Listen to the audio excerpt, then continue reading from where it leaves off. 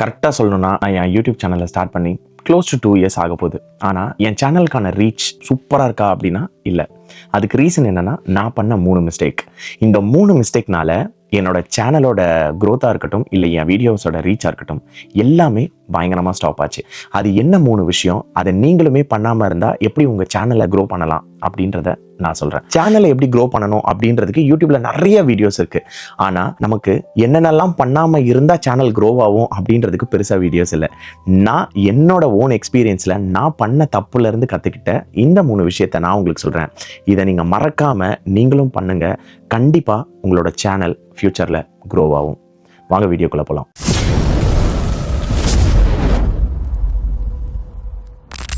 So நான் பண்ண தப்பில் first விஷயம் சேனல் நேம் அடிக்கடிக்க சேஞ்ச் பண்ணுறது. ஸோ நான் ஒன்ஸ் யூடியூப் ஸ்டார்ட் பண்ணதுக்கப்புறம் பார்த்தீங்கன்னா, எதையாவது ஒன்றத்தை சேஞ்ச் பண்ணிக்கிட்டே இருக்கணும் அப்படின்னு நம்ம மைண்ட் வந்து நமக்கே சொல்லும். ஏன் அப்படின்னா, ஒரு சப்ஸ்கிரைபர் ஆட் ஆகும் போதும், ஒரு வியூஸ் இன்க்ரீஸ் ஆகும் போதும், நம்ம யூடியூப்பில் வந்து எப்படி என் வியூஸை இன்க்ரீஸ் பண்ணலாம், எப்படி என் சப்ஸ்கிரைபர்ஸை இன்க்ரீஸ் பண்ணலாம் அப்படின்ட்டு நிறைய வீடியோஸை பார்த்துட்டு நம்மளும் அதுலேருந்து ஒரு சேஞ்சஸை வந்து நம்ம வீடியோக்கு பண்ணலாம் அப்படின்னு நினைப்போம். அதில் நான் பண்ண ஒரு சேஞ்சஸ் தான் அடிக்கடிக்கு சேனல் நேமை மாற்றுறது. சேனல் நேம் மாற்றுறதுனால எந்த ஒரு யூஸுமே கிடையாது. அதனால் வந்து சப்ஸ்கிரைபர்ஸ் தான் நமக்கு வராமல் போவாங்களே தவிர, there is no way we get like lot of subscribers because of changing the channel name. So தயவு செஞ்சு சேனல் நேமுக்காக நீங்கள் ஸ்பெண்ட் பண்ணக்கூடிய டைமாக இருக்கட்டும், இல்லைனா அதை சேஞ்ச் பண்ணுறதுக்கு ஸ்பெண்ட் பண்ண டைமாக இருக்கட்டும், அதை ஸ்டாப் பண்ணுங்கள். சேனல் நேமை பற்றி கவலையே படாதீங்க. என்ன நேமாக வேணா இருக்கலாம். Content is a king.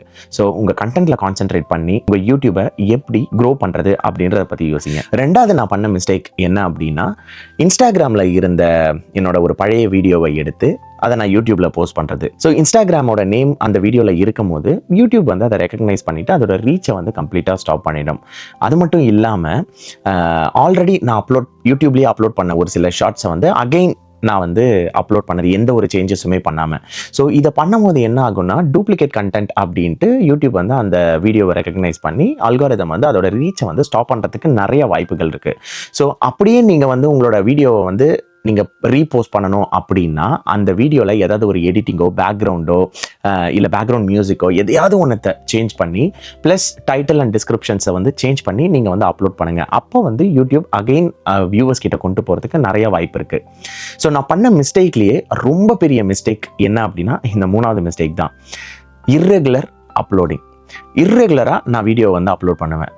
First ஒரு 1 மந்த்துக்கு வந்து பார்த்தீங்கன்னா ஒரு 10 வீடியோ நான் அப்லோட் பண்ணுவேன். அடுத்து ஒரு 4-5 மாதத்துக்கு எந்த ஒரு வீடியோவுமே அப்லோட் பண்ண மாட்டேன். ரீசன் வந்து என்னோட ஐடி ஜாப் இருந்தது, ப்ளஸ் வந்து எனக்கு அந்த கேட்ரிங் ஒர்க் இருந்தது, ஊபர் பண்ணுவேன், ப்ளஸ் ஃபேமிலி டைம் இதெல்லாமே இருந்ததுனால என்னால் வந்து ரெகுலராக பண்ண முடியல. ஆனால் அது எவ்வளோ பெரிய மிஸ்டேக் அப்படின்றத இப்போ நான் ரியலைஸ் பண்ணுறேன்.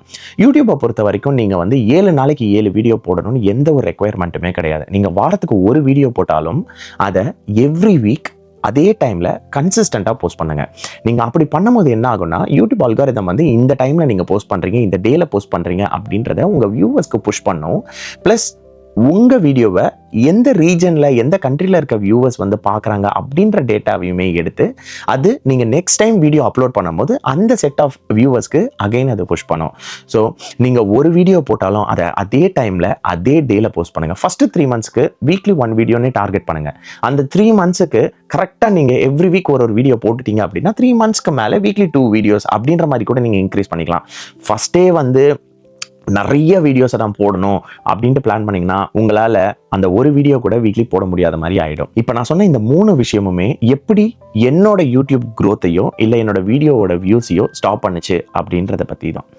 ஸோ நீங்களுமே இந்த 3 விஷயத்தில் ஏதாவது ஒரு விஷயத்த பண்ணியிருப்பீங்க. அப்படி பண்ணியிருந்தீங்கன்னா நீங்கள் என்ன பண்ணுறீங்க அப்படின்றத கமெண்ட் பண்ணுங்கள். ப்ளஸ் இதை எப்படி நீங்கள் ஸ்டாப் பண்ணீங்க அப்படின்றதையும் சொல்லுங்கள். மேபி அதை நான் தெரிஞ்சுக்கிறதுக்கு எனக்குமே வந்து ஒரு வாய்ப்பாக இருக்கும். இது எதுவுமே இல்லாமல் லாஸ்ட்டாக இன்னும் ஒரு விஷயம் என்ன அப்படின்னா, ஃபஸ்ட்டு ஒரு சேனல் நீங்கள் ஓப்பன் பண்ணிட்டீங்க அப்படின்னா நிறைய ஐடியாஸ் வரும் உங்களுக்கு. இந்த நீஷில் நான் வீடியோ பண்ணலாம், அந்த நீஷில் வீடியோ பண்ணலாம் அப்படின்ட்டு. ஸோ எல்லா ஐடியாவுக்குமே வந்து ஒரு சேனல் ஓப்பன் பண்ணணும் அப்படின்னு நினைக்காதீங்க. ஃபஸ்ட்டு ஒரு சேனலில் ப்ராப்பராக வீடியோ போட்டு ப்ராப்பரான வியூவர்ஸ் பேஸை வந்து கெயின் பண்ணிவிட்டு அதுக்கப்புறம் நீங்கள் நல்லா க்ரோ ஆனதுக்கப்புறம் நீஷ்க்கு ஏற்ற மாதிரி இன்னொரு சேனலை வந்து நீங்கள் ஓப்பன் பண்ணிக்கலாம். அது வரைக்கும் ஒரு சேனலில் கான்சென்ட்ரேட் பண்ணுங்கள். ஒரு விஷயத்தில் நீங்கள் கான்சென்ட்ரேட் பண்ணும் போது தான் உங்களோட ஃபுல் எஃபர்ட் உங்களால் அங்கே போட முடியும். So all the best. நீங்கள் இப்போ வரைக்கும் என் சேனலை சப்ஸ்கிரைப் பண்ணல அப்படின்னா சப்ஸ்கிரைப் பண்ணிடுங்க. நான் நெக்ஸ்ட்டு ஒரு சூப்பரான கண்டென்ட்டோட உங்களை வந்து மீட் பண்ணுறேன். All the best. பை.